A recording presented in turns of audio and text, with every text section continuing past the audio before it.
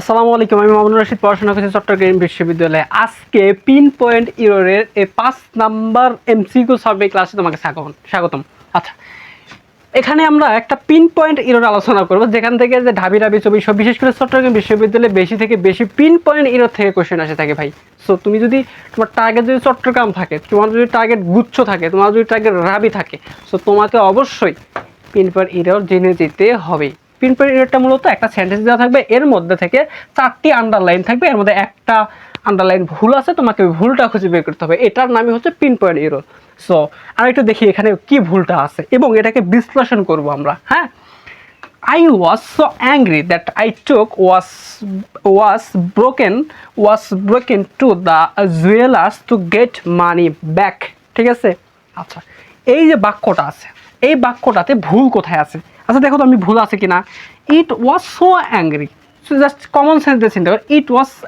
I was so angry, আমি খুবই রাগান্বিত ছিলাম। এখানে ভুলের কিছু আছে কি? এখানে তো ভুলের কিছু নাই ভাই। আই ওয়াজ সো অ্যাংরি, আমি তো খুবই রাগান্বিত ছিলাম, তো এটা তো রাইট, তাই না? দ্যাট আই টুক, এখানে ভুলটা আছে, আমরা বুঝাই দিচ্ছি। তারপর টু দ্য জুয়েলার্স, তারপর টু গেট মানি। আচ্ছা, আমরা যদি কোনো ভার্ব নিয়ে আসতে চাই, মানে সাবজেক্ট ছাড়া কোনো ভার্ব, একটা সেন্টেন্সের মধ্যে সাবজেক্ট ভার্ব আছে, তারপর একটা এক্সটেনশন আছে, এরপরেও তুমি আরেকটা ভার্ব নিয়ে আসতে চাচ্ছ কোনো উইদাউট সাবজেক্ট, তাহলে তোমাকে দুইটা জিনিস করতে হবে। এক, তোমাকে টু প্লাস ভার্বের বেস ফর্ম আনতে হবে, অথবা তোমাকে ভার্ব প্লাস আইএনজি করতে হবে। এই দুইটি ফর্মেটে তুমি নিয়ে আসতে পারো, আদার্স তুমি নিয়ে আসতে পারবে না। অথবা তুমি আরেকটা জিনিস করতে পারো যে ভার্বের ভি থ্রি দিতে পারো। সো এখানে একটা কন্ডিশন আছে। ওকে, তাহলে তুমি এখানে দেখো তো যে to get money back. So এখানে কি আছে? টু গেট আছে কিনা ভাই? তার মানে টু প্লাস ভার্বের বেস ফর্ম আছে কিনা? তার মানে এখানেও তুমি কোনো ভুল ধরতে পারতেছো না, এটাও কি রাইট। তো এখানে কি টু দ্য জুয়েলার্স, ওই দিকে কোনো জায়গার দিকে, টু দ্য স্কুল, ঠিক আছে? সো এখানেও কোনো ভুল নাই। তো ভুলটা আছে কোথায়? এখানে। কেন? I took was broken. আচ্ছা, আই টুক ওয়াজ ব্রোকেন হয় নাকি আই টুক ব্রোকেন ওয়াজ হয়? এখানে একটা জিনিস দেখি আমি। আচ্ছা, আই টুক ওয়াজ ব্রোকেন নাকি ব্রোকেন ওয়াজ হয়? আচ্ছা, এখানে একটা দা আছে, মিস্টেক, ওটাই আমি ভাবতেছিলাম যে এখানে একটা দা হবে, বলতে আর্টিকেল তো অবশ্যই হবে। আই টুক দা ব্রোকেন ওয়াজ হবে, কারণ হলো যে দার পরে সবসময় মনে রাখবে, একটি যদি ওয়ার্ড থাকে তাহলে সেটা হবে নাউন, তারপরে যদি দুইটি ওয়ার্ড থাকে সেটা হবে যে the plus adjective plus noun. আচ্ছা, দা বলতে ডিটারমিনার এখন কি হতে পারে? ডিটারমিনার যে কোনো কিছু হতে পারে। আবার ধরো যে ডিটারমিনার আর্টিকেলও কিন্তু একটা ডিটারমিনার, তাই না? যে এ অ্যান্ড দি, এগুলো কি একটা কি ডিটারমিনার। সো তুমি যদি এখন দেখো যে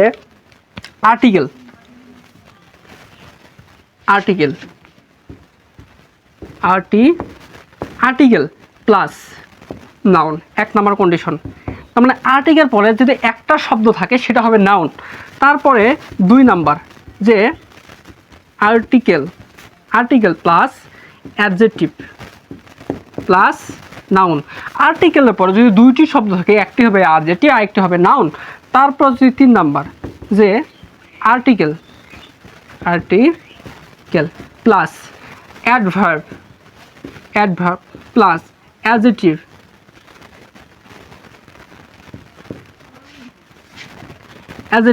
প্লাস নাউন।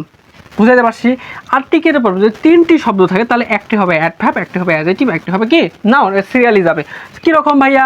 যেমন he is a good boy. Suppose ধরো হি ইজ আছে a good boy, he is a বয় দিলাম। আবার আমরা লিখতে পারি না এভাবে, he is a good boy, লিখতে পারি কি না? আবার আমরা লিখতে পারি না he is a very good boy,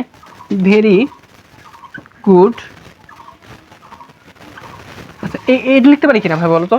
he is a boy, he is a very good boy, he is a good boy. আচ্ছা, এই যে এ আছে একটা আর্টিকেল, এরপরে একটি আছে, তার মানে এটা কি নাউন। এ আছে তার মানে আর্টিকেল, এরপরে দুইটি শব্দ আছে, একটি হলো অ্যাডজেক্টিভ, একটি হলো নাউন। এ আছে, হ্যাঁ, একটা মানে আর্টিকেল বা ডিটারমিনার, এরপরে 3টি শব্দ আছে, একটি, দুইটি, 3টি। প্রথমটা হবে অ্যাডভার্ব, দ্বিতীয়টি হবে দ্বিতীয়টি হবে অ্যাডজেক্টিভ, আর তৃতীয়টি হবে নাউন। আমি কি বোঝাইতে পারছি ভাই? আমি কি বোঝাইতে পারছি? এই জায়গাটা সুন্দর করে বুঝে নাও তুমি। আচ্ছা, তাহলে এখানে কি হলো, দা আছে, এরপরে যেটা হবে সেটা হলো দুটি শব্দ আছে, প্রথমটি হবে অ্যাডজেক্টিভ, এরপরে হবে নাউন। আচ্ছা, ওয়াজ দেখা, এটা কি ভাই? একে হলো ভার্ব, দুইয়ে হলো এটা কি নাউন। সো ভার্ব হলে ভার্বের জায়গায় থাকতো, সো দার পরে কখনো ভার্ব বসে না, তারপরে সবসময় কি বসে? নাউন বসে, ঠিক আছে? আর দুটি শব্দ থাকে অ্যাডজেক্টিভ প্লাস নাউন বসবে। সো এখানে এই ওয়াজটাকে নাউন হিসেবে কাজ করতেছে। আচ্ছা, নাউন কোথায় থাকবে ভাই? নাউন থাকবে অ্যাডজেক্টিভের পরে। সো ওয়াজটা থাকার কথা ছিল এখানে। তার মানে বাক্যটা এমন হতো that I took the broken watch. বাক্যটা ছিল এমন, কিন্তু ওরা এখানে জাস্ট চেঞ্জ করে দিয়ে বলতেছে ভুলটা বের করো, ভুলটা এখানে। জাস্ট এভাবে তুমি যদি ভেঙ্গে পড়ো, প্রত্যেকটা পার্টস আলাদা আলাদা করে ভেঙে পড়ো, তো তোমাকে ইউনিভার্সিটিতে কেউ আটকাতে পারবে না ভাই, বিশ্বাস করো। এখনই ভেঙে পড়ো, পরীক্ষা হলে যা ভাঙার চেষ্টা করিও না। তোমরা কি করো, জাস্ট এখানে এখন পড়বো না, পরীক্ষা হলে গিয়ে ভাই একদম ওখানে চুল সেরা বিশ্লেষণ করে মাথাটা হয়ে যায় গরম, তারপর দেখবা যে পরীক্ষার খাতায় আর মার্ক নাই। সো তোমার সব কিছু লস। সো ভাই, তোমাদের জন্য দোয়া থাকলো, তোমরা এইভাবে সুন্দর করে টপিক ধরে পড়ো। আমার জন্য দোয়া করিও যেন আমি আরও বেশি পড়াশোনা করে বা অ্যানালাইসিস করে তোমাদের জন্য এই পিওর জিনিসগুলোকে তোমাদের সামনে উপস্থাপন করতে